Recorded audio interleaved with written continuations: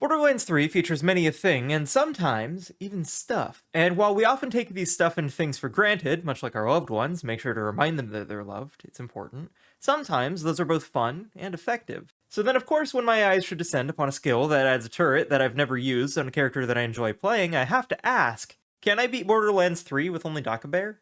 To start, I don't have use of Iron Bear. Getting the big lug is as easy though as getting to level 2, which I think is pretty easy to hand wave with slide kicks instead. Pulling my bear into the action, I don't even have the skill.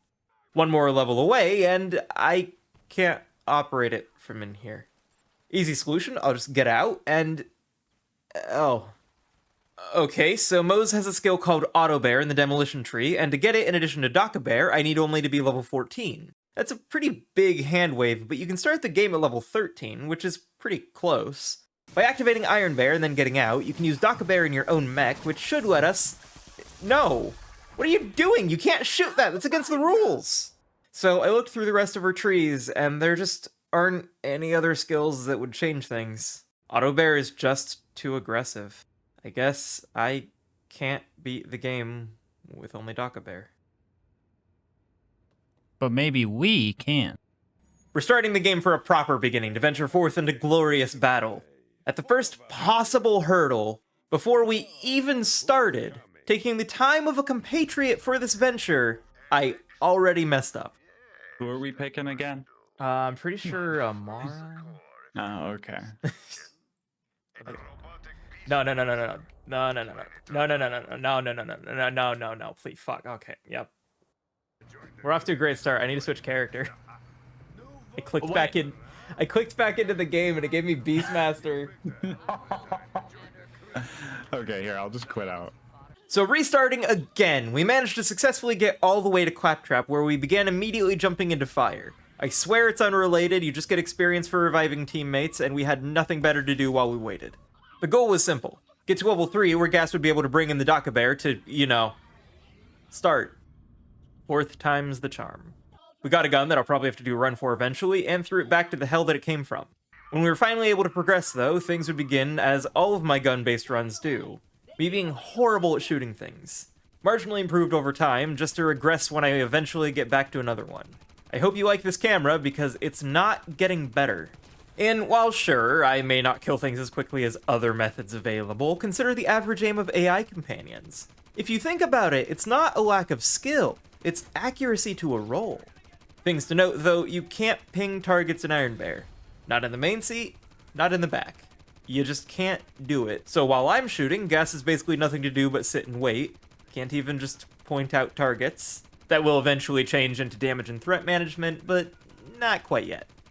You know, Spuddy, when you asked if I would walk through fire for you, I didn't think you meant literally.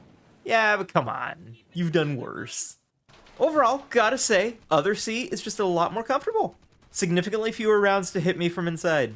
Which, all jokes aside, I don't think the passenger can actually take direct damage. Think of it like Yu-Gi-Oh rules. If you don't know those rules, good. Dealing with the first mini-boss of the area, well, you're seeing this. Unless you're just listening, in which case you are objectively not. If you're doing so, I want you to just imagine that Shiv is dying really fast and easily. He's putting up about as much of a fight as a baby fighting nap time. They're giving it their best, but the loss is inevitable. Well, thanks, Lilith.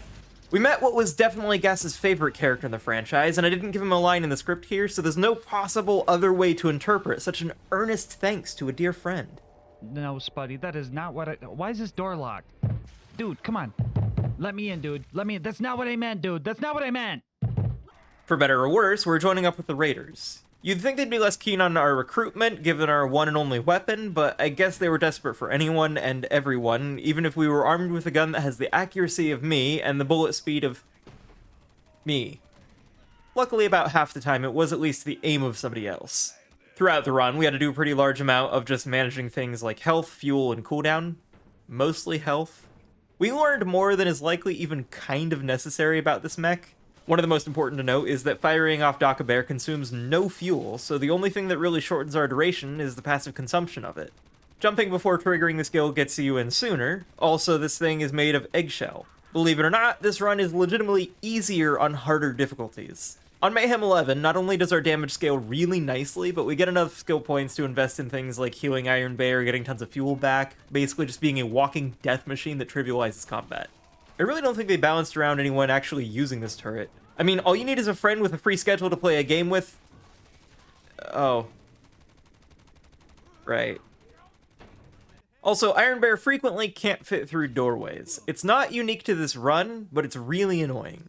You get some of your cooldown back, but you lose out on a lot due to doors. If I stop to point out all of the jank that we found for having the audacity to play the famously multiplayer game in multiplayer, we'd be here all day, so instead I'll simply ask, what the hell is 4? For what? Why is the name missing? Why are random things about our game states completely different? NPCs? Different. Random allies having red health bars for some reason? Different. The UI just up and dying? Different. I don't know why, but this game hates when I play with anyone. We did have a hard time stealing a car with enemies spawning in all the while. We got some fun spaghetti with the car dealing 1 damage to an enemy vehicle after being shoved into some tires and bouncing back, forcing one among many resets. Not the first. Not the last. After a bit, we were able to very carefully remove one of the vehicles from the premises, but most of our actual travel was via jumping in the Iron Bear. Can't crouch, but we can double jump. Sort of. It's basically a boost while in the air, but it is faster. Also, fun fact, it's marginally faster to jump backwards than to do the same forward. Why? So entirely out of stubbornness and curiosity, we wanted to try crossing a jump that's traditionally car-based, and with the get-out animation being long, the internet connection being... well, I hate my provider. Can't speak for gas. Gas? I think it might be lagging. Hold on, Spuddy. Wait, hold up. Everything's weird. The timing had to be impeccable. Spacing the first jump and the air dash was vital. Figuring out when exactly Moe's needed to start crawling out was as well. And we did manage to get incredibly close along the way. For the record, you can use a car to push Iron Bear, which technically works, but that wasn't good enough. Timing clean, preparation homed. After many an attempt, a jump into a 180 backdash managed to put my compatriot onto solid ground. I would admire his progress from the safety of a bridge that I couldn't cross on my own. I sent him to a journey upon a path I could not follow, seek a destination I could not see. I could only hope and wait for his success. For I trusted in his prowess, believed in our mutual mission. I fell so he could soar. Hey Gas, thanks for activating the fast travel. For a pretty long stretch of the game, we more or less fought everything in our wake. That being said, we frequently ran into enemies just not aggroing correctly. You could sit in place and chain headshots while they'd play idle animations in retaliation. Even when the level differences got more extreme, it really didn't do much to intimidate us. Now, upon level up, Iron Bear's health is entirely restored. In addition, though, well, I'm gonna leave this one to you. Moe's doesn't have a lot of skills that help us here. The skills that do help with our DPS are Scorching RPMs and Stainless Steel Bear. You might think that really big guns would also help because they pretty much all say the same thing, but this one does not work. And neither does really anything in Moe's DLC purple skill tree. Why they don't work even though they pretty much say the same thing? I don't fucking know. Borderlands skills always lie. We searched everywhere and we still don't know what the fuck hardpoint damage is. It's only mentioned in this one skill and nowhere else. Our only real theory is that the two that do work are skill damage boosts that boost anything skill related, while really big guns specifically checks if you're using the actual main arm weapons or Iron Cub. Other than going for the 2, and you can count them, 2 DPS boosts we were allowed to have, we would try speccing into more defensive options in the orange tree like Security Bear, Armored Infantry, and Vladoff Ingenuity. After enough points into that, we could go for Experimental Munitions, which would add fire damage to all of our critical hits. This is a small damage boost and could open up some not totally worthless stuff in the purple skill tree, but this being a normal mode run, we just couldn't afford those luxuries. It should also be worth mentioning that these skills depend on who is controlling Iron Bear. For example, if I spec for the fire crits but Spuddy didn't, Spuddy would be getting fire damage while manning my turret, but I wouldn't get them if I was manning his. This would also affect our level up damage boosts. For those who are unfamiliar, you get about 60 seconds of double damage right after you level up. The only issue with this is that if you level up in the booster seat, you wouldn't get the boost. No pun intended there. But if you happen to be the one driving while you leveled up, your passenger princess would be wreaking havoc for a solid 60 seconds. Or until your Iron Bear runs out of fuel or dies, because we could never line up the level ups to utilize the damage effectively. Good job, us. As for some of the filler skills we used to make our way down the skill trees, deadlines let us stay in Iron Bear for longer periods of time, but since Dakka Bear doesn't drain fuel like the main guns do, this was a little overkill. Fire in the Skag Den was spec'd over Grizzled, because that could actually proc if we happen to shoot a barrel and hit an enemy with the explosion. And in Green Tree, we spec'd Stoke the Embers to get down to scorching RPMs because it actually did boost the microscopic amount of fire damage that we could do on crits. Well, I think that covers just about everything. Anything you want to add, Spuddy? Just this color-coded graphic that I made. Now, we did eventually get a skill called Fire in the Skag Den that inflicts fire when we explode things. For the purpose of this run, this only applies to explosive barrels, and because we didn't have enough yet to invest into it, while we may have accomplished a lot in this run, we'll never have truly played optimally without the linchpin of our build. You'll be missed, the only skill we could put points into that kind of did something while getting us towards skills that actually mattered. Godspeed. As for the mouthpiece fight, you might think a really inaccurate gun plus a boss fight that uses a shield while also being on a timer dealing with invincibility phases, while in a confined space using some absolutely horrible camera controls would be hard. And against all odds, somehow, you'd be wrong to think that. Despite how big he doesn't look, Mouthpiece has a really large head for the purpose of crits, and would go down in just a couple of bears, which to be fair, it is just some guy that got recast as Crom versus a mounted gun to the face. It really wasn't a contest. No, Gas, the run! You're breaking the rules! Come on! What are you doing? What? I can't hear you over the bones grinding. Not the rules! No! Come back! Alright, so now you may kill nothing more. No, you ran a thing over! Shit! While we were making relatively good progress in a decent time frame, you may notice these boxes here. Watch them carefully. You may notice that they were absolutely shattered by not our turret and not an enemy. So in addition to all else, we had to be very careful where we walked or jumped, lest we harm the environment. And there may not be a number associated with it, but we did in fact cause damage. When engaging in conflict, it was genuinely advisable to first shoot things that we could otherwise break, which does feel counterintuitive when put like that. Darn Spuddy rules. It didn't help though that our games had actively different things in place. Sometimes I'd shoot something, and it'd only disappear for gas. I think it's an off-host thing, but many things are off-host things. Counterintuitively to what you might think, we can't aim very low, and with our hitbox being huge, melee enemies are really dangerous, in that we can't actively fight them while they're lowering our overall health. The damage doesn't seem to be entirely stopped by our shield. We can't get away from them without risking stepping on them, or something else, because backtracking more or less requires double jumps. It's especially bad indoors. But at least we were able to help Lilith. Aboard our ship, we'd get to take part in everyone's favorite activity that we of course paid close attention to and took very seriously. Hey Gas, how's it going? I know following all the rules so strictly has been a bit of an adjustment, but you've been doing a pretty great job so far. Gas, what the hell? I didn't know. The thing to note is that when I turn my camera, I turn where Gas's gun points. Not the camera, just the gun. So me moving makes things hard for him, and same when he's in the pilot seat. Indoors, things get really weird. I won't show it if I can help it, but standing too close to things like walls and ceilings will cause the camera to violently thrash in a way that can and will hurt people with photosensitivity. So, nah. Dropping to a new planet side, we were making quick work of mostly the same enemies that were on Pandora. The Ratchets did pose an issue in being rather small and melee-oriented, but they sit still a lot when engaging in some casual cannibalism in the middle of combat. We had a little jaunt while getting to know the locals as well as the locales, of course making us a great fit to uphold street laws. Keeping things safe is the responsibility of everyone on the road. When piloting a machine that can and will hurt people if handled poorly, remember the danger you're playing with. Be careful. Getting to your destination a little faster isn't worth risking the health and safety of those around you because it's not just yours that you're risking. Now, you may be looking at the heavies like they're big and scary. Thing is, of course, they're mostly just big. And when the crit spot is large enough to take up the entirety of our accuracy cone, well, then it goes from us using a kinda bad gun to us using an action skill. But what about the quick melee enemies with shields, I hear you ask? I don't know what you're fighting, but we primarily are dealing in goofy goobers that don't even know how to stand up, after getting shot several times by high caliber rounds in the legs. Not actually all that unreasonable, when I put it like that. I don't think I'd be getting up either. Now, you may be wondering, why are we here of all places? Well, we were here to help an assassin named Zero help a guy named Reese. During the trials, we found that while Iron Bear made for great protection in general, he also made for a great second health bar when one of ours would go down. If by that I of course were to mean quickly break our bears and need to flee for our own safety.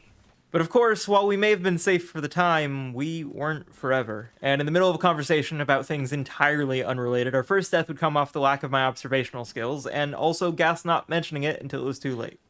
Before long, we'd be battling brains versus bullets, minds versus munitions. He may have been Giga, but we were tough as granite. Also, while there are some things that can do respectable damage here, that kind of falls apart when dealing with the stairs. You'd think, the boss literally being named after its intelligence in conjunction with our 4-level difference, we would have had a lot more of a struggle, but nah. It's over, Gigamind. We have the low ground. Wait a minute. 0 Gigamind. 0 mind. They had us go get a brain. Yo, Gas, I think the game just insulted us. They're saying we ain't got a brain between the two of us. Well, considering I just died to a literal coffee shop, they might have a point. Regardless, we did have to remain professional. So, Gas. Gas. Gas. Hi. I'm gonna step on the gas. Oh my. There's your joke for this evening. I'm out of it. Oh my No, come back. God. On a different planet, the same foes would vex us proportional amounts. The AI is really weirdly inconsistent. I guess in a sense it's rather consistent in being bad. It didn't always work, but Malawan enemies were able to deal more damage than most other things due to our armored health bar. Badass troopers in particular once again proved to be one of the most problematic enemies we'd have to deal with. We're the size of a car, and the pilot is actively incentivized to not move while chipping away at them, and they're strangely small hitboxes. But even still, we expected them to be bad. There was of course a different enemy type that we didn't expect to be a problem until we tested some things. The last. Nope, there's a bunch more. Okay. Oh, it's a dog. Not the dog! All right, good spot for the dog. Dog dead. Cool. Only in video games can you say those words without being a monster. Only in fiction. Now, of course, you may see this in conjunction with it being one of the best XP farms in the game early on, but in so many words, it's kind of horrible due to desync and load times. We really didn't do much farming for it as a result. It takes me ages to join another game, thus there's just a lot of waiting on every quit out.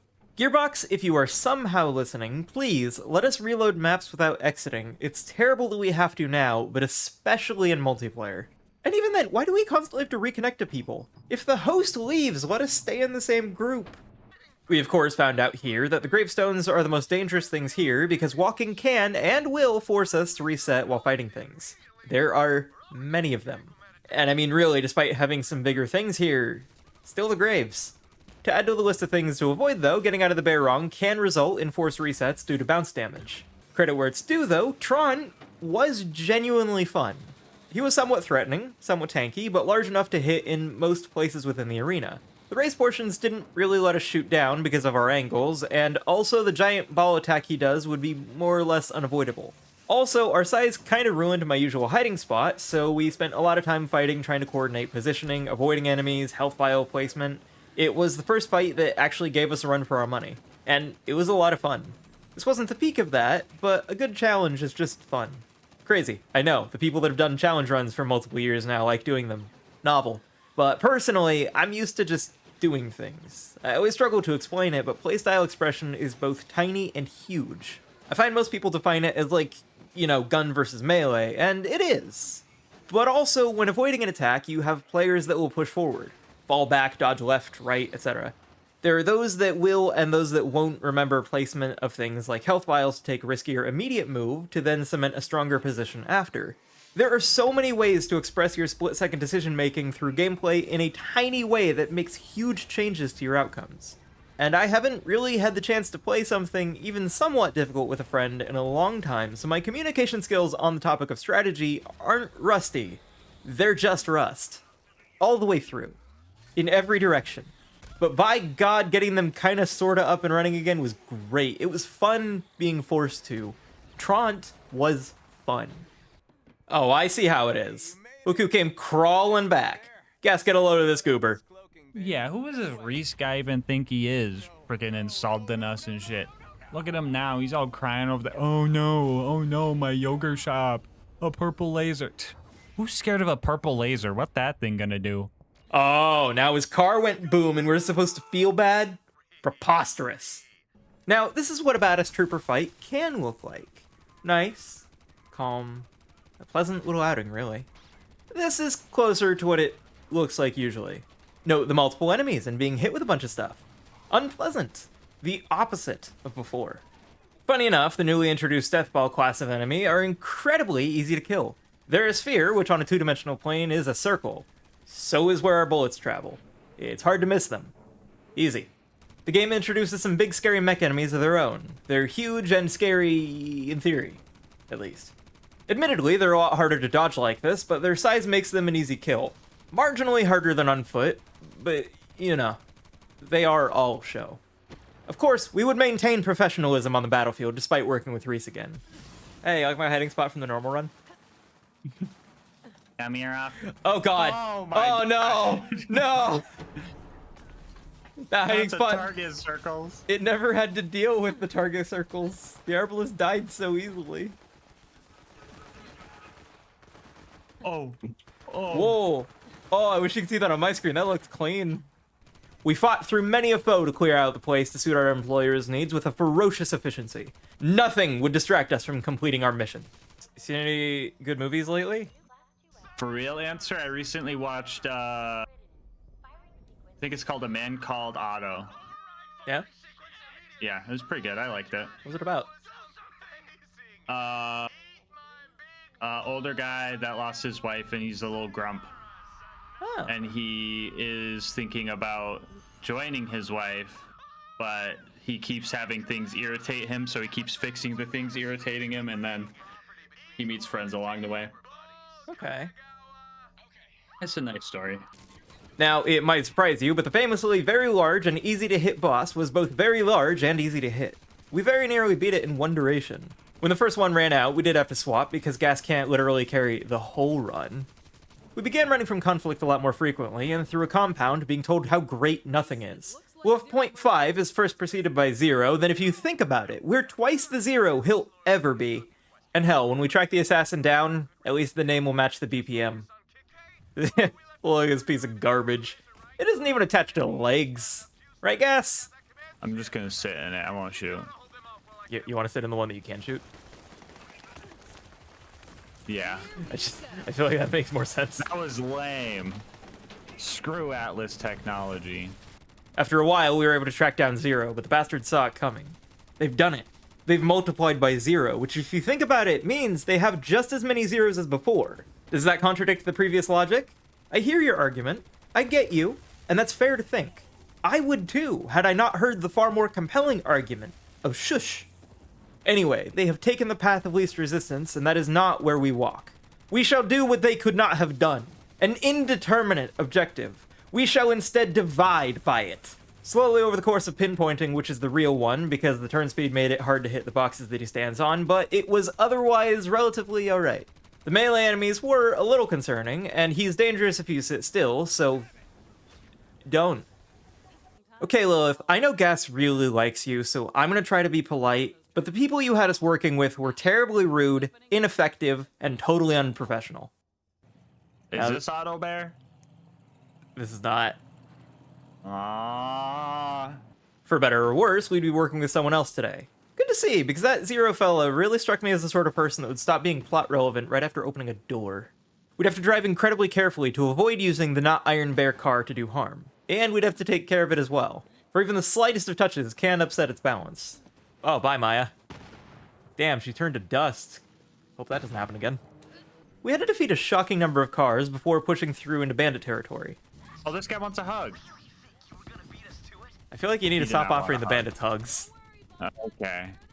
There were a lot to deal with, but the section pretty quickly became sprinting through at breakneck speeds because non-mandatory combat is just... it's the grand majority of what we were doing by this point. For our rewards. For our efforts to work for the Raiders, faithfully, even under poor conditions, we got a boss that was pretty dang tanky, but this boss is not hard. If you haven't seen it before, the shield run I did for this game is by far the hardest I've done with this fight, and that was easy as soon as I learned the attack patterns. There are long invincibility sections, it has a lot of health, and we were once again underleveled. Its movement just isn't hard enough to manage to cause a worry. Its body made for a neat one-sided game of soccer after, though. because it was given a ragdoll, but with no weight behind it. Inside the vault that would contain stuff, I spawned into gas respawning for having immediately fallen off of a cliff. It wasn't me this time. Unfortunately, though, we ran into something that we just couldn't break. I guess there's nothing we can do. What's that statue holding?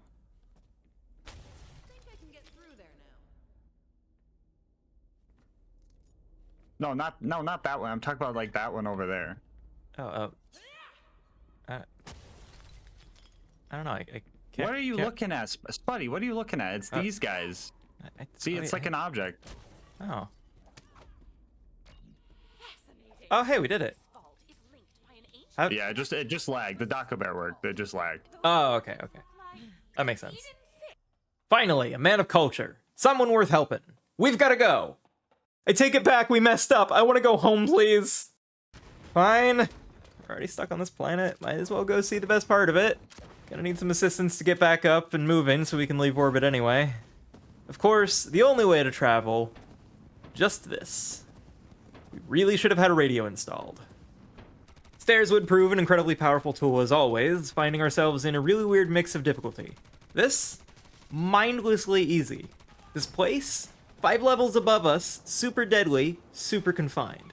This room shredded us. After a lot of hell, Eden 6 would unfortunately claim my first death, thus bringing an end to this even sort of technically being one life. Gas also did die though. The goal of one life is to not die once, and by dying twice, he's technically avoided that, so if you think about it. So we gathered a bunch of materials and made our way to a bridge section that was genuinely fun. Gotta play it like a cover shooter, in which I didn't even have to walk. The funny thing about this run is, realistically, you mostly only ever need to run or shoot, not both. We managed to make pretty good time and make it all the way to the Warden, where we'd make Wainwright's case. Or we would if Gas's game didn't crash, and then continue crashing every time we loaded back in here with him as the host. We'd been running it with me as the off-host despite the jank for a couple of reasons, one being that my internet is bad, and another big one being that he's just the better shot. Makes sense to support the strongest player, which is also why I had the strongest class model out of the time, which counterintuitively means he has the better gun. The Warden fight, though, was a lot of interesting coordination. So while trying to avoid a myriad of melee units, and especially the Warden, the gunner was tasked with trying to kill off relatively small targets before they could be downed, leveling the boss. Somewhat long story short, we were trying to split our focus as a unit to do exactly that. Trying to coordinate things like level up damage bonuses to make it happen. But simply put, you know what the best way to prevent a level up is? Just kill them. That was so much easier than we made it. Of course, collecting our second beautiful bastard of the planet, we wouldn't even be close to done here. On our way to locate a second hammerlock, I gotta watch Gas prove that observation and execution aren't the same thing with a speedrun strat that might work for somebody else. Ting! And I, for one, was relieved to know that the famously large robot was going to be crammed into a manor for the next forever. Only gonna be a few more seconds of this until we cut away to the Billy fight, but that's not how this works for us. We gotta live the full version. Look, here we are, doing the thing. And the room may be bigger, but avoiding his attacks is really hard in this hunk of metal. It's not impossible, but harder than usual, which is saying a lot for Billy. And while Iron Bear is both made of eggshell and also surprisingly durable at times, we did manage to get through in only a couple of bears. Luckily, we got to escape to fighting a lot of bandits, followed by more bandits, followed by even more bandits. You know, for some variety. Our efforts to break in were rewarded by getting to fight some flimsy turrets and bandits. Are you sick of this bit yet? Welcome to Eden 6! While it may look big and scary, we did basically just kill an innocent creature minding its own business in its natural habitat to get to a navigational AI. Well, after some mandatory melee, there's no way this can be worse than Felicity from TPS. I take it back, this is so much worse. Can we go back to the trauma instead of Genevieve? I mean, to even get there, we first had to deal with ratches that were really aggressive about getting underfoot, closing distances, and more or less locking us in place. If they back you into a corner, your only out is, well, you don't have one. Iron Bear expiring will almost definitely have you bouncing off of the enemies, thus breaking the rules, so in a large room full of tiny foes, genuinely, we had the most effective coordination in our efforts throughout the entire run.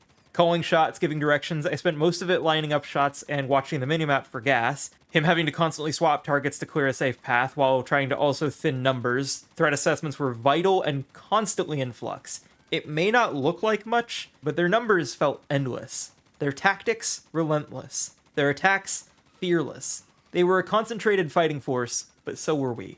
Also, because of the aggro bug, we found out that this target that can sometimes spin its arms to deflect bullets also deflects them when it's not. For reasons. Only from the front. Also, we made it to Genevieve. A fight full of bouncing explosives, drones, mini-Vieves, and she more or less has always posed a massive threat to the health and safety of these runs. So wouldn't you know it, she was really easy? Again, Iron Bear is either incredibly durable or not at all. I have no idea what dictates it exactly, but between the ability to tank the majority of what she had to throw and a shockingly good damage output on big targets, well, she was one of the two bosses I specifically named as things that might cause us issues, and I was dead wrong. Alive wrong? Wrong. We're just going with wrong. Amazingly, it by all technicality took us more tries to clear out Sanctuary than to beat one of the least balanced fights in the game. The Atlas techs are slowly taking things out for us. I just jumped on that dude. Heading back out into the field, I think I heard them mention something about ammo costs and conservation. Special kind of sight, I wasn't too worried about it, figured quantity over accuracy would solve it. And it did! Followed by us beating the DPS check with Archimedes with the power of friendship and also this giant fuck-off mech that we found. He really is just a pass-fail, so seeing his health drop was reassuring. Random busy work between those 2 points in the game? Sounds crazy, and we have a lot of game to cover still. Well, we may have started the next week of streaming still on the accursed planet, but at least we also got to do so stuck in tight, confined spaces with a bunch of close-ranged enemies. So the Aurelia fight was going to be fun, for a number of reasons, including but not limited to the fact that Iron Bear can break the ice walls just by walking, meaning we had to avoid those. This fight was certainly a learning experience, if nothing else. Among other things, we were running by the rule that if one of us died in a boss fight, we both did to avoid just cheesing things. And she does a lot of damage. 4 levels are superior, she's pretty good at killing things at any level, but we also can't really move away from the far sides of the map while in a bear. She can and will place a wall directly under us, causing an immediate reset, so making her attacks mostly unavoidable with a bear that can't even sort of handle the amount she does, no ability to defend ourselves from her or her mobs when both bears go down quickly. Things were shaping up to be the hardest non-ratch-based fight so far. Gas found that getting out of the bear when at low health was absolutely the play. Sure, you lose a lot of potential time in the bear, but let's face it, if we were barely clinging to the scraps that were left, we weren't gonna just start magically no-hitting things. It was time to bail and recover something rather than get a few more seconds and restart our cooldowns entirely. Even worked up our health hit 0 as we were getting out, which was really nice for the tornadoes because those do so much. We also found that managing the mobs around the arena was huge. We could at least sort of cancel her tower attacks and whatnot, so limiting what kinds of mobs were by process of elimination was also helpful. Elemental weapons quickly made themselves priority targets, where things like shotgun-wielding enemies that sat on the opposite side of the arena, while also preventing more from spawning, were fantastic for us. When all was said and done, though, you don't always get what you pay for. Her overpriced arsenal paled in comparison to one walker with a mounted turret. As for the fight after, while Gas was trying to actually fight and kill enemies, I was a bit preoccupied by the game having no clue what was happening. So for friggin' once, Borderlands and I had something in common. And while most players probably already know this, or maybe it was just an us thing, we discovered that Grave Ward just forces you instantly out of Iron Bear when lifting the ground for some reason. Gives you a ridiculously short cooldown after though, so it's weirdly a boon more than a bane. So, yeah. Very easy fight. I'm gonna try not to show much due to camera problems, but very easy, very buggy fight. Usual hallmarks, enemies turning into spaghetti and also running into nothing for reasons, but frankly, it should have known better. Being comprised of Grave and Ward, you'd think it'd know that 2 heads are better than 1. Oh! It's a flying gas! Okay. With it dead, we were able to move on to... Tannis, this is no time for hide and seek. Trying to catch up, we ran into a gate that Iron Bear was struggling with. Yeah! Okay, we need to hit it a few times. Yeah, Iron Bear! Quick. Oh no, you hit the tires! Oh, fuck. No! I hit the bandits too, I totally forgot. We didn't even manage to fake it well. The following events would lead us to go through killing some bandits to get a golden car. Figured maybe we could strip it for parts and give Deathtrap something nice. Gas spawned it in across the map after I picked it up to save on the risk of running it into things. And how's the rest of this work? Just load it up and we get the stuff back in chunks? They're just taking it. That's ours. We're not going to take that lying down. This is going to be easy. We're going to hunt them down and kick their ass. Take our stuff and run off, buddy. Oh, I got another thing for you. Throw all of the bullets. We don't need them anymore. You gotta 2 shoot him, cups dude. powdered We're sugar, losing them. 2 Shoot cups him. peanut butter, Quick, come 1 on, half we're cup losing him, dude. margarine, We gotta 1 shoot him. or more. Run Go, twice go, as cut him off, fast cut and him off. thrice as large, there but we go, not there we go. half Yes, as yes. ugly, you Oh, dumb motherfuckers. No, he's getting away. If you Wait, think us breaking wait, your car chase is him. gonna be bad, Chase then him, it's no. only the Wait. second worst Dude, thing how that's are gonna we not happen to you keeping today. Spuddy, Not run, responding he's anymore. coming. Turn He's right. coming, go. Please We turn got right. Spuddy, Oh watch god, out. hit right. Watch out. After things went really well, and nothing at all caused strife along the way, it was all smooth sailing as far as you can probably prove without checking the VODs, we made it to the owner of this oversized testament to the fact that there are legitimately really talented engineers still on the planet. And I don't think that can be so wholly ignored. Anyway, to topple such a titan, we'd need to load it with lead until it hadn't the pistons to persist. Realistically, it's a really easy fight that has a move called the Tenderizer. I will not be showing it.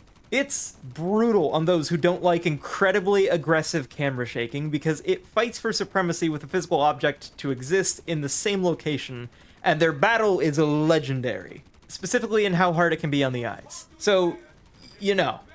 Before we started, I thought this was going to be the hardest fight in the game, and to be fair, it did take us 3 tries because I was curious about how much damage its second phase laser would do, followed by Gas accidentally shooting, and on the third go-around, we stood off to the side where it can't physically attack the player, and it died incredibly quickly. Now you lay there and you think about what you've done. Oh, hey Tannis, when did you get here?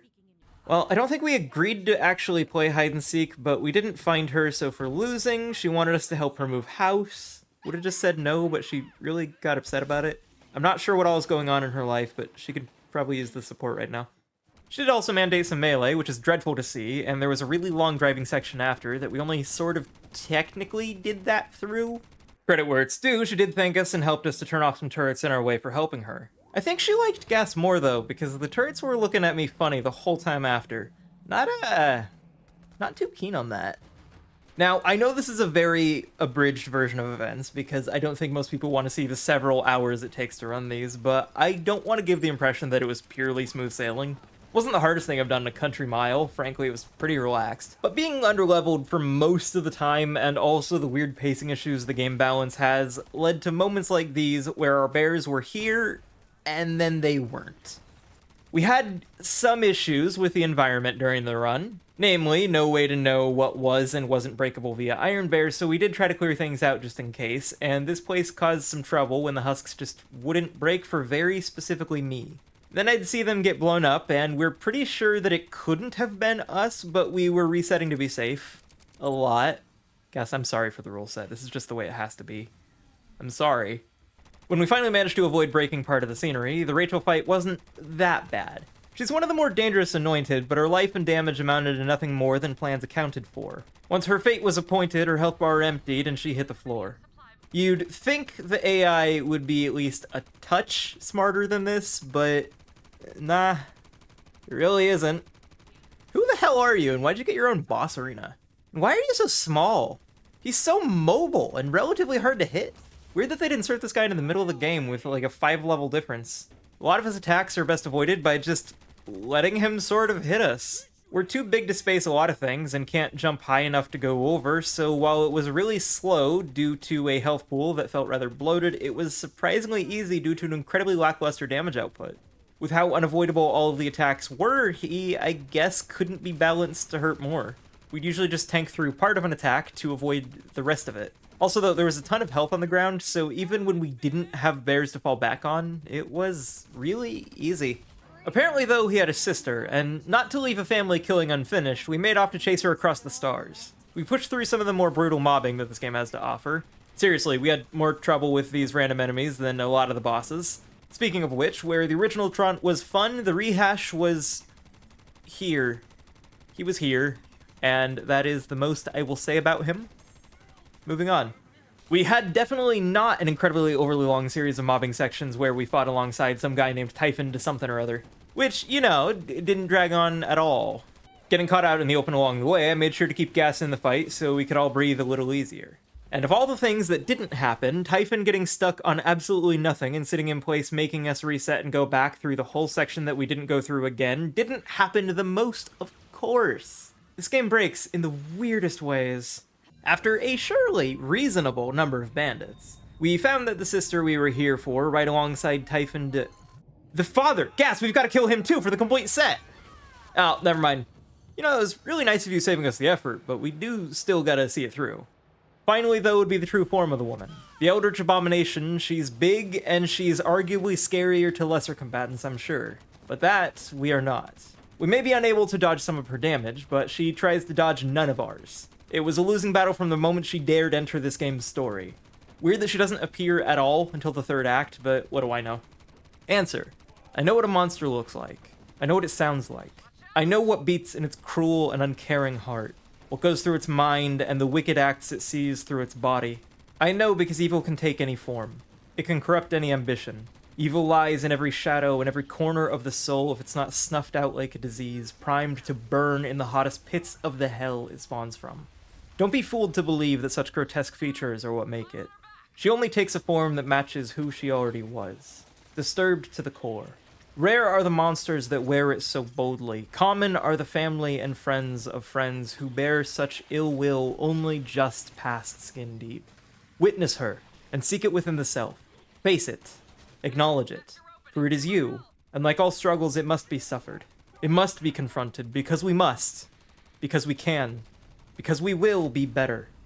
With the game coming to a close, and the first multiplayer playthrough I've ever done for this game, I'd like to thank my lovely channel members and Twitch subscribers for your support. I'd also like to, of course, thank LilGasmask for lending me so much of his time throughout the process of making this video a reality. For reasons explained at the beginning, I couldn't have physically done it without him. So if by some miracle this is your first experience with him, then there's an absolute treat of a channel for you that can be found in the description. In a strange twist, I'd like to give one final but very special thanks to Mermaidfeet for teaching me an astonishing amount in a really short time. This whole video was done in an entirely new software to me, so I'm sorry if there was anything off about it, but the future is bright. Feels weird to say, but I'm excited to see my editing software. Regardless though, I hope you enjoyed your time here. You probably know how to use social media, and I hope that means you'll get to hear your thoughts now and on any future outings. Until then, remember to stay safe, spread some kindness in the world, and I hope that you have a wonderful rest of your day. Bye-bye. Yes, what are you doing? Yo, did you know this thing had grenade launchers, bro? When did you get those installed? Bro, dude, this would have been so much better. Look at these. We fought the destroyer with a pea shooter and you had these? I think you got them too. No. There's no way. Yeah, try it. Okay. Listen, see, mine doesn't. You got Gatling gun? It's only twice the size of the gun we were using. Ah! Chat, when were you gonna tell us? Never doing a challenge with Spuddy ever again. So glad we're finally done with that run. Now we could just kick back and relax. So, guess, when you want to start the DLC? I think there's like 4 main ones, and then there's the arms race.